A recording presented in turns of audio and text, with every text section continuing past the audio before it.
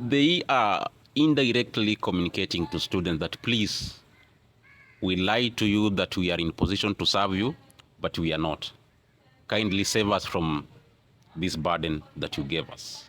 And it's for this reason that I have undertaken the initiative to relieve them of such responsibilities by bringing to the all comrades this God-sent opportunity of the impeachment proceedings against the government.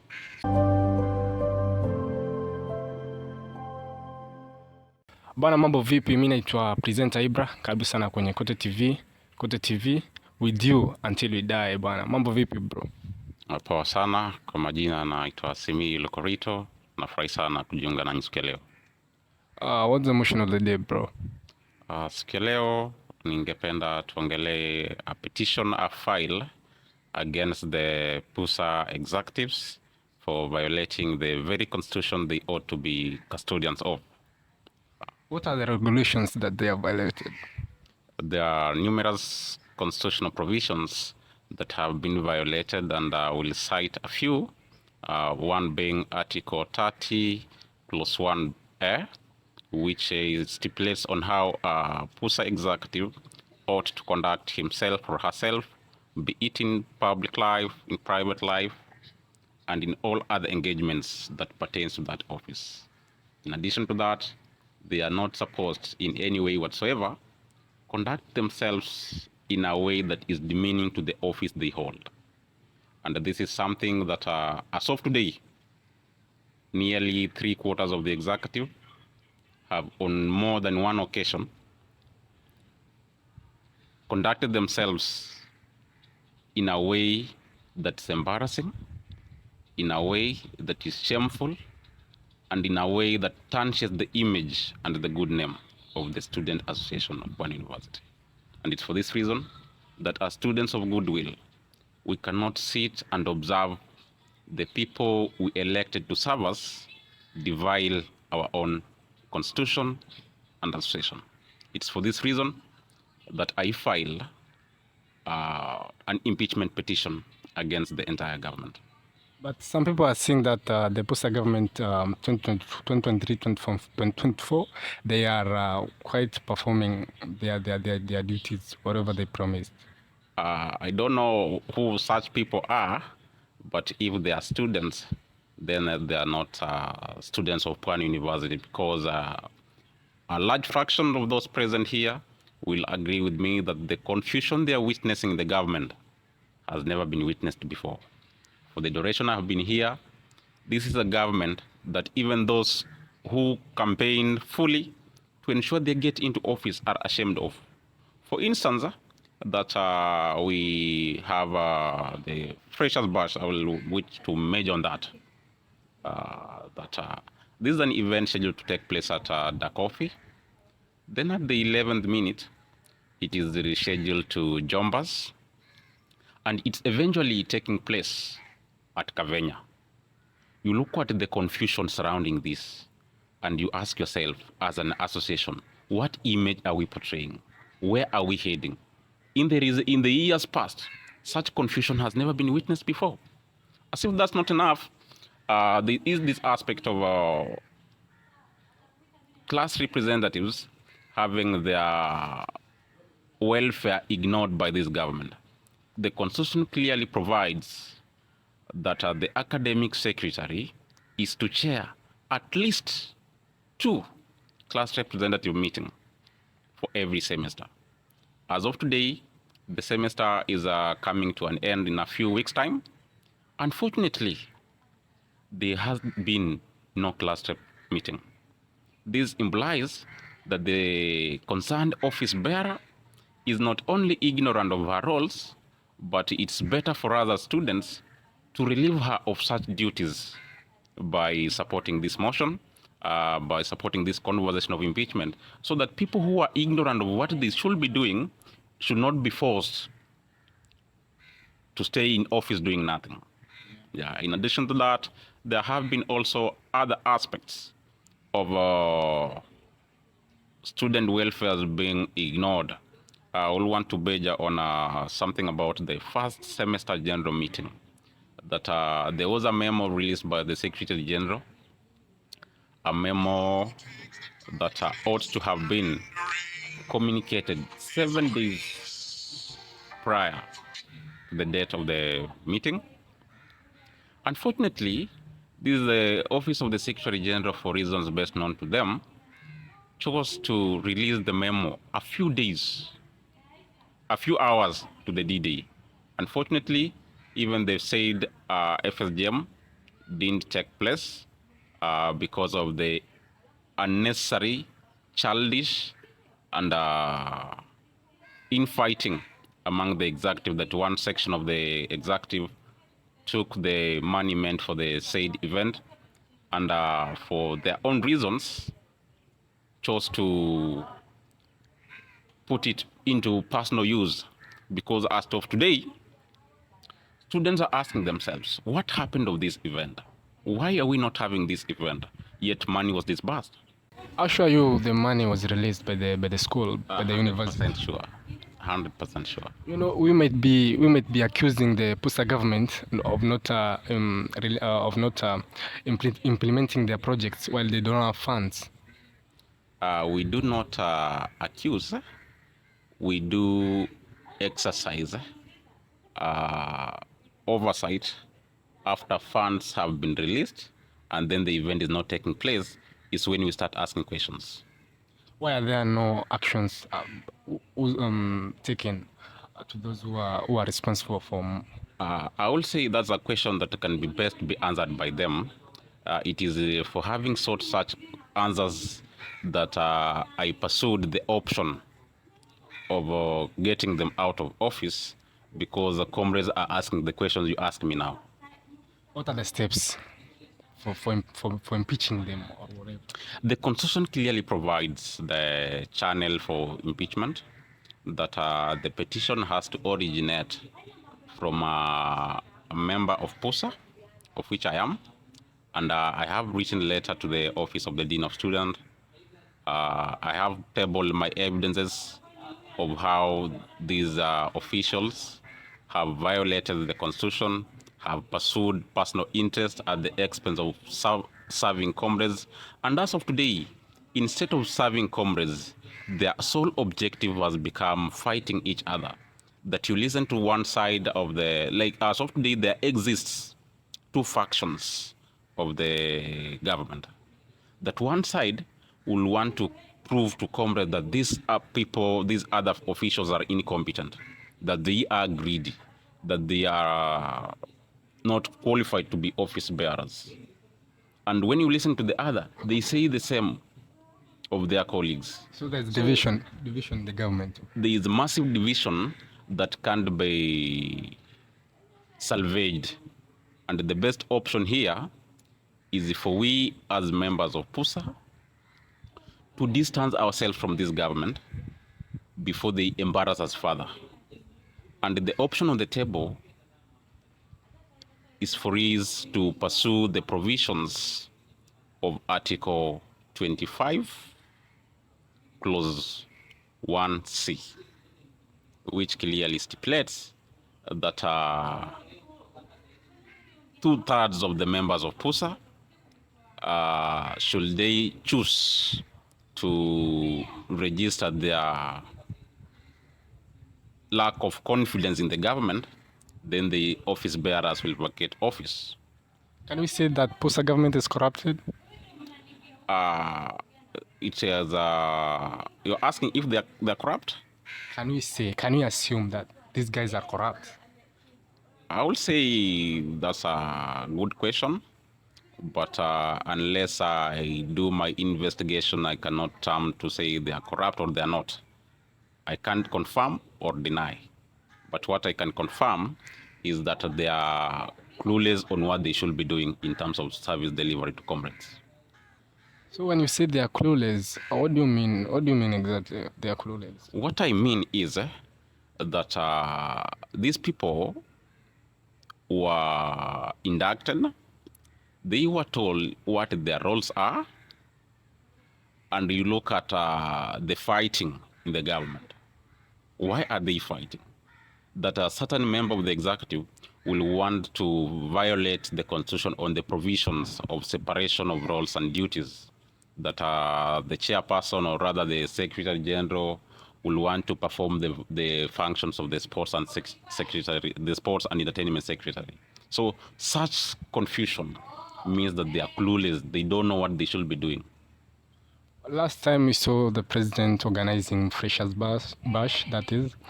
Do you think was it necessary for him to organize such an event? I will not offer my opinion. I will offer what the Constitution clearly stipulates, that matters pertaining to entertainment are assigned to the Sports and Entertainment Secretary. So I do not know which constitution the president was referring to by overstepping his mandate. So we saw that the sports secretary said that the Freshers Bash was a fake event which was not meant to occur. What do you say about this? I understand that the institution released money for that event. And if comrades' money was spent on that event, then we cannot say the event didn't happen. Unless they prove us and say the event now didn't happen and then it's going to happen on such dates. Because students will want to be assured, did the Freshers Bash happen or not? If one side of the government is saying it didn't happen, so when is it going to happen? That's the question. But we saw the government saying that the event occurred and happened. There is no government here. The president is saying the event happened. The sports and entertainment secretary is saying the event didn't happen. What does that bring us here? Here is individuals who were elected to serve as student representative, but upon being elected, they got confused. Like the responsibility of service is a burden that they cannot manage anymore. Because one side of the government says the event happened, the other says it didn't happen. And the one that's saying it didn't happen is not telling us when it's going to happen. So what do you think? Are they in a state of confusion or what's happening? They are indirectly communicating to students that, please, we lie to you that we are in position to serve you, but we are not.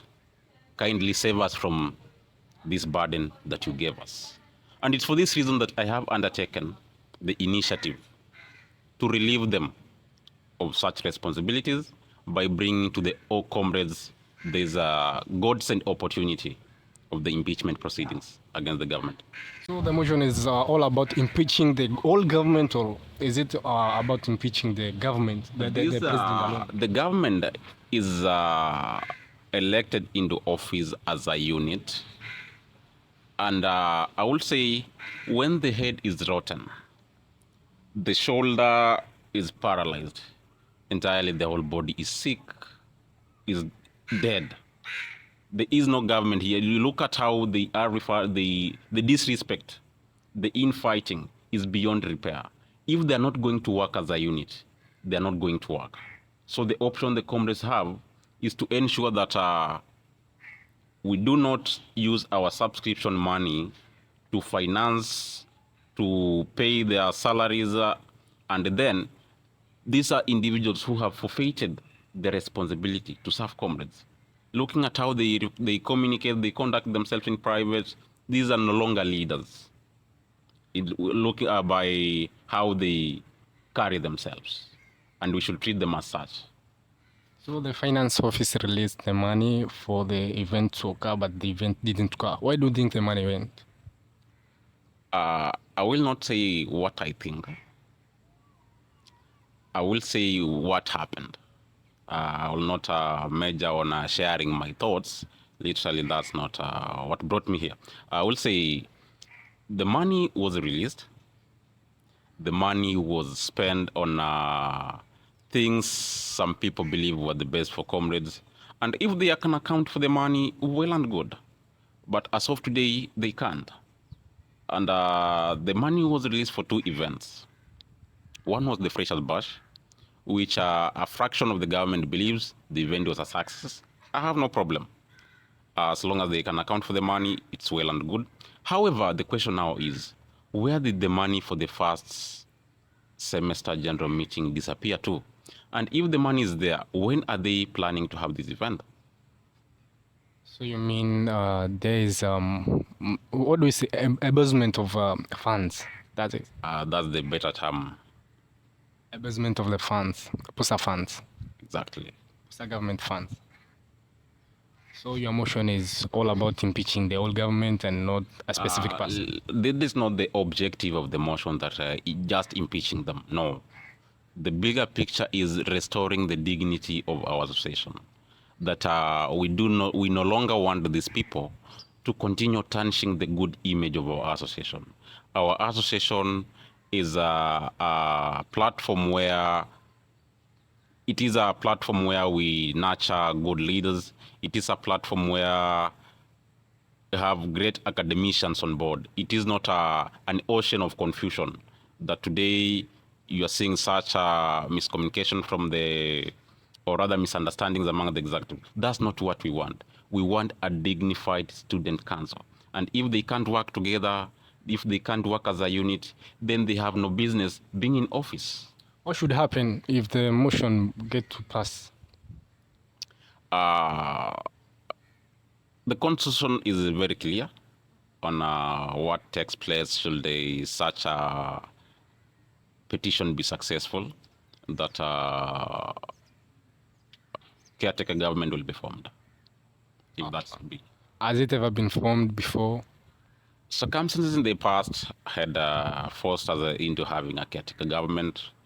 After the corona pandemic, the institution was heading into elections, and then corona came and everything went in limbo. So a caretaker government was formed before. This won't be the first. Should we head there actually? So the funds were released by the finance office, and they didn't go to the areas where they were meant to go.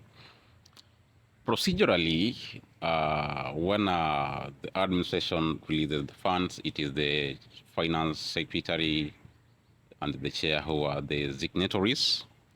And when they are responsibility in signing for the money, they ought to hand over the money to whoever is organizing the event.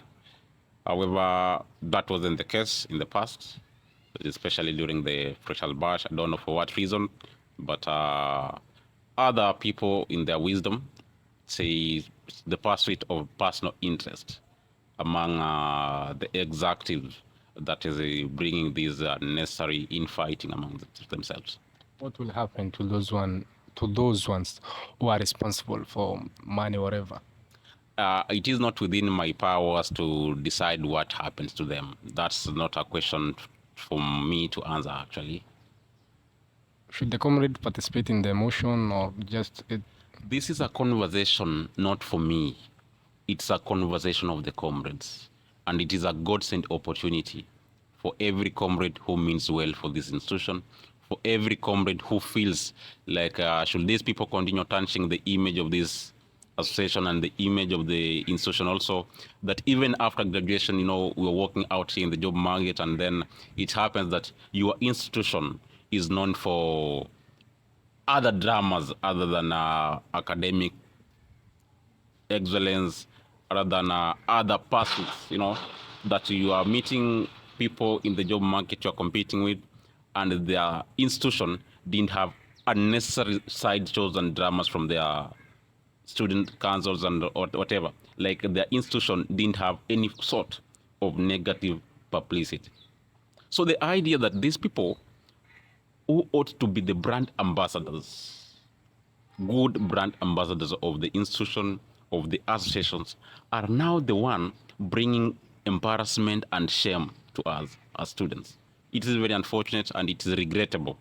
And if possible, they should offer an apology to comrade and say, we've done enough damage, and from today we promise to get our house in order and work towards serving you.